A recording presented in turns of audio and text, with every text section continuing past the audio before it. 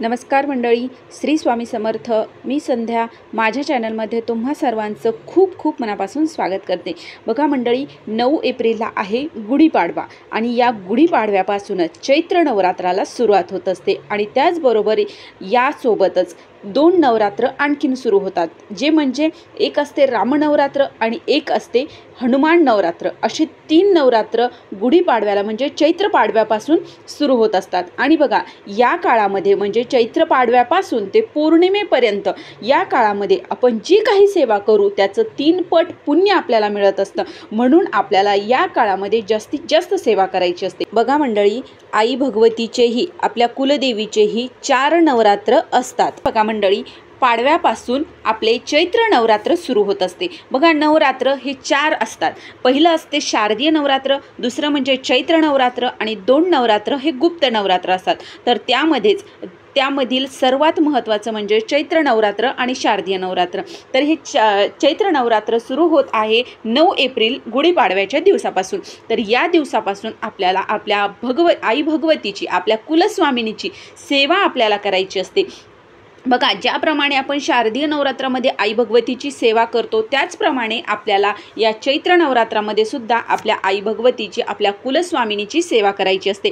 तर बघा मंडळी, यामध्ये आता आपल्याला कुठली सेवा करायची आहे, कशी करायची आहे, कधी करायची आहे, ही संपूर्ण माहिती आज आपण या व्हिडिओमध्ये पाहणार आहोत. त्यामुळे व्हिडिओ अगदी शेवटपर्यंत पहा आणि जर तुम्ही माझ्या चॅनलवरती नवीन असाल तर चॅनलला सबस्क्राईब करा.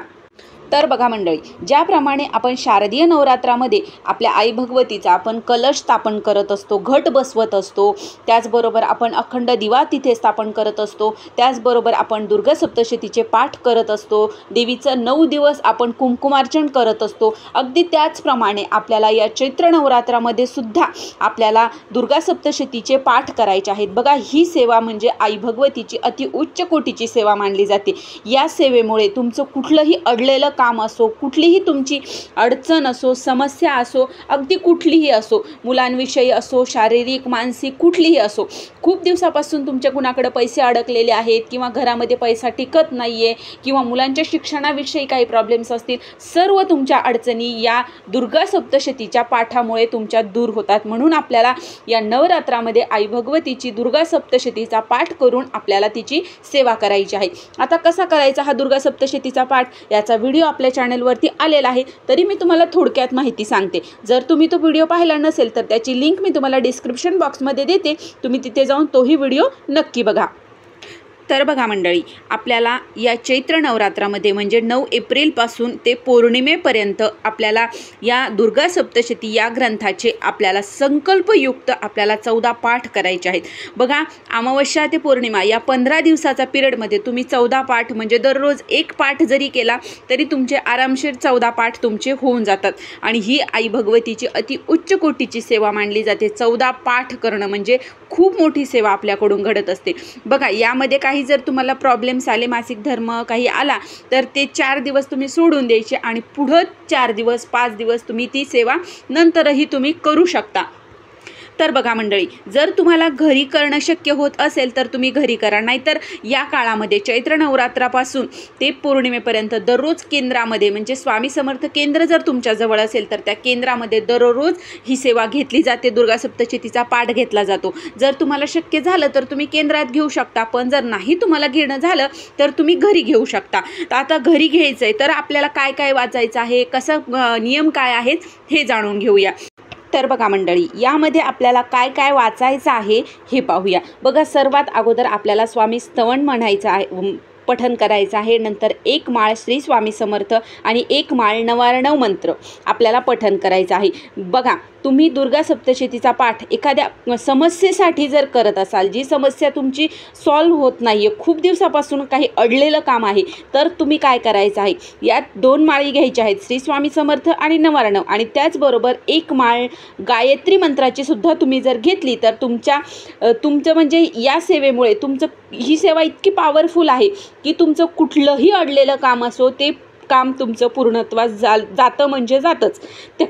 त्यानंतर हे झाल्याच्या नंतर आपल्याला देवी कवच पठण करायचं आहे, त्यानंतर अर्गला स्तोत्र, त्यानंतर किलक स्तोत्र, त्यानंतर रात्री सूक्त, नंतर देवीचे 5 मंत्र म्हणायचे आहेत आपल्याला, जे आपल्याला पुस्तकामध्ये दिलेले आहेत, आणि नंतर 1 ते 13 अध्याय आपल्याला पठण करायचे आहेत, आणि त्यानंतर तंत्रोक्त देवी सूक्त, प्राधानिक रहस्य, वैकृतिक रहस्य, मूर्ती रहस्य, आणि त्यानंतर सिद्ध कुंजिका स्तोत्र आपल्याला पठण करायचं आहे, आणि त्यानंतर श्रीसूक्त घ्यायचं, आणि त्यानंतर जे क्षमा प्रार्थना स्तोत्र आपल्याला घ्यायचं आहे. हे जेव्हा आपलं वाचून होतं त्यावेळेस आपला एक पाठ पूर्ण होत असतो. आणि बघा आपल्याला त्याच्यामुळे म्हणजे आपण या पुस्तकामध्ये दिलेला सर्व ग्रंथ आहे तो जवळपास सर्वच ग्रंथ आपल्याला पठण करायचं आहे. त्यामध्ये फक्त सिद्ध कुंजिका स्तोत्र दिलेलं नाही, ते आपल्या नित्यसेवेच्या पुस्तकामध्ये दिलेलं आहे. तुम्ही ते तिथे जाऊन ते वाचायचं आहे. बघा ज्यावेळेस आपण असा पाठ करतो त्यावेळेस आपली सेवा आई भगवतीपर्यंत पोहोचली जाते आणि पूर्ण आपली सेवा आईपर्यंत पोहोचते, आणि तेव्हाच आपल्याला त्याचं पूर्ण फळ मिळत असतं. आणि बघा मंडळी, जर तुम्हाला खूपच तुमचं काही अडलेलं काम आहे, खूप मोठी समस्या आहे, तर त्यावेळेससुद्धा तुम्ही काय करायचं आहे, हे जे राहू काळ असतो बघा, दर दिवसामध्ये प्रत्येक दिवसाला 1.5 तासाचा एक राहू काळ असतो, आणि आपलं हे दुर्गा सप्तशतीचा पाठसुद्धा आपला एक पूर्ण पाठ वाचायला आपल्याला 1 ते 1.5 तास तर लागतोच. तर या 1.5 तासात त्या राहू काळामध्ये त्या 1.5 तासात जर तुम्ही दररोज जर वाचलं तर तुमचे कुठलंही कोर्टाचं काम असो किंवा कुठलीही भयानक तुमची परिस्थिती आहे आणि त्याच्यापासून तुम्हाला मार्गच मिळत नाही आहे, तर ती सुद्धा कामं ज्या वेळेस तुम्ही या राहू काळामध्ये दुर्गा सप्तशतीचा पाठ करता तर ते तुमचं काम पूर्णत्वास जातंच आणि तुम्हाला त्यामध्ये यशही मिळतं. बघा कुठलंही काम असो, तुम्ही ही राहू काळामध्ये जर दुर्गा सप्तशतीचा पाठ केला तर ते काम तुमचं पूर्ण होतं. जर तुम्हाला शक्य झालं तर तुम्ही या राहू काळामध्ये तुम्ही संकल्पयुक्त तुम्ही हे 14 पाठ करा. बघा तुमच्या सर्व इच्छा आई भगवती पूर्ण करणारच. आणि बघा ज्या वेळेस आपण आई भगवतीची सेवा करत असतो म्हणजे दुर्गा सप्तशतीचा पाठ आपल्या घरामध्ये होत असतो त्यावेळेस आपल्या घरामध्ये मांसाहार कोणीही करायचा नसतो आणि घरामध्ये बनवायचा नाही आणि बाहेरूनही कोणी खाऊन यायचा नाही. त्यानंतर परान्नही जो कोणी हे दुर्गा सप्तशतीचा पाठ करत आहे त्याने परान्न घ्यायचं नाही म्हणजे दुसऱ्याच्या घरचं खायचं नाही. आता बघा जर आपल्यापैकी बरेच जण बाहेर शिक्षणासाठी नोकरी व्यवसायासाठी बाहेर राहतात, मग त्यांनी ते मेसचं खातात, मग त्यांनी काय करायचं तर त्यांनी ज्या वेळेस ते म्हणजे या काळामध्ये दुर्गा सप्तशतीचा पाठ करत आहेत तर त्यावेळेस त्यांनी पैसे द्यायचे आणि नंतर तिथे जेवण करायचं आहे. तर अशा प्रकारे आपल्याला परान्न न खाता आपल्याला हा दुर्गा सप्तशतीचा पाठ करायचा आहे. आणि जर तुम्ही संकल्पयुक्त सेवा करत असाल तर तुम्हाला ब्रह्मचर्याचंही पालन करावंच लागतं. तर अशी ही आपल्याला चैत्र पाडव्यापासून ते पौर्णिमेपर्यंत आई भगवतीची दुर्गा सप्तशतीचा पाठ करून आपल्याला अति उच्च कोटीची सेवा तिच्या चरणी रुजू करायची आहे. तर ही छोटीशी माहिती होती जी मला तुमच्यापर्यंत पोहोचवायची होती. जर तुम्हाला हा व्हिडिओ आवडला असेल तर व्हिडिओला लाईक करा, जास्तीत जास्त लोकांपर्यंत हा व्हिडिओ शेअर करा आणि माझ्या चॅनलला सबस्क्राईब करा. श्री स्वामी समर्थ.